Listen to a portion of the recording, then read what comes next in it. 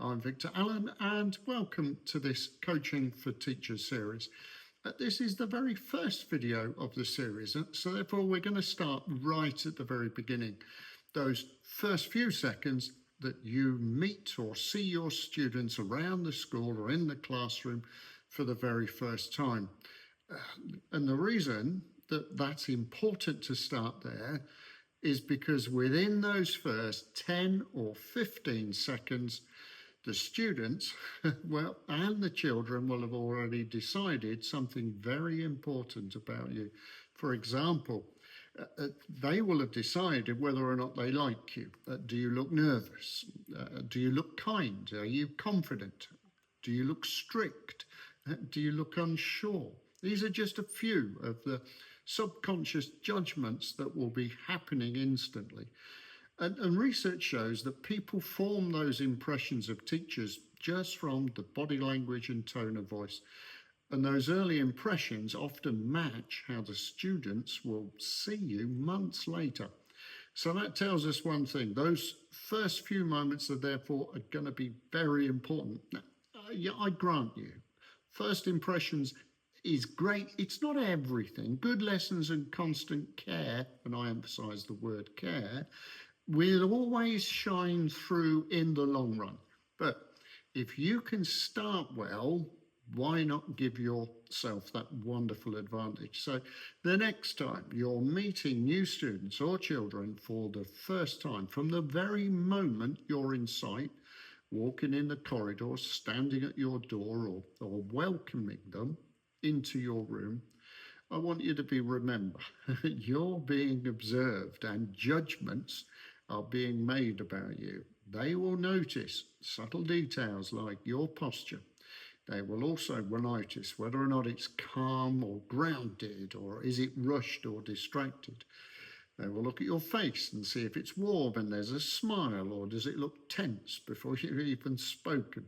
Your tone, is it clear and confident, or have you already slipped into that teacher voice? These details might seem small, but to a child and student, they're going to carry a big message.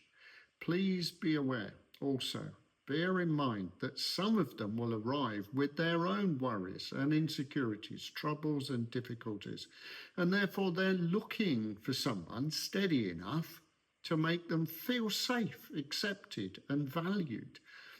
So that's why what I call the 15-second rule really does matter. You see, your first message that you give is actually non-verbal, and it should always say, I see you, you're welcome here, you're safe with me, you can rely on me, I know what I'm doing, and whatever I'm going to be asking you to do, we can do this together because I value you and I'm here to help. You don't need to speak those words, but you need to show them through your eye contact, through your posture, and the way you begin to actually start building those relationships. So here's 3 quick practices from your first day through to your very last that I want you to take in mind. First, around school, from the car park to the corridor, always walk with quiet confidence. Make brief eye contact, nod, smile, say good morning or thank you. Look for chances where you can show politeness and appreciation, like, for example, if they open the door. These gestures will build familiarity long before you speak in a classroom. Number 2, at the door or start of a lesson, pause for a moment. Smile, take a breath, look around. This calm pause shows quiet control from you. Let them show you by their actions how they're feeling, and begin to notice who's actually in the classroom comfortable, who's looking confident, or who actually might be anxious or nervous and unsettled, and their behaviour. You see, their behaviour, like yours, is actually carrying a message, and therefore you need to actually begin to read those.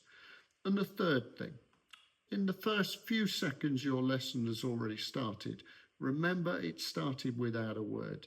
So carry on with what you did around the school.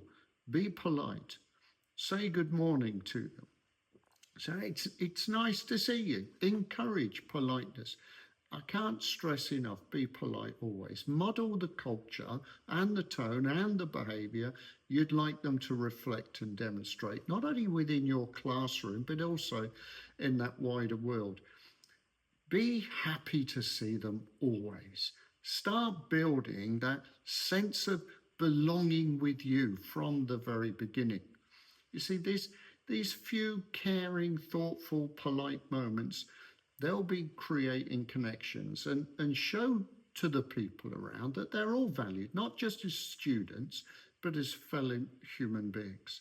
These small, simple signals, well, they begin to set the tone for everything that will follow. Because if students see and feel that you're inclusive, encouraging, confident and capable from the very moment to the very last, well, then they're more inclined to listen and learn from you. And you know, also, you will have started strong. You will be strongly building those connections that are going to be so important. Also, remember, people learn better from people they like. You're aiming to put them at ease. So the three things, that confidence of walking around, that forever politeness, and that calmness that you're going to have. But here's a challenge also that follows on from that. Next time you walk into the classroom and around the school, ask yourself, what message am I giving? From that 15 seconds onwards, what message am I now giving off and am I demonstrating? Are you perhaps demonstrating how you'd like them to act and to be with others?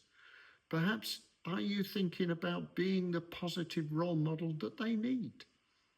Because I can guarantee you they will be getting a message from you and they will be learning from you.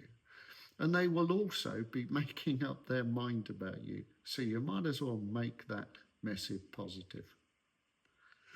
In the next series, we're going to introduce the idea of how you speak and introduce yourself to them. How do you start creating that positive culture within the classroom?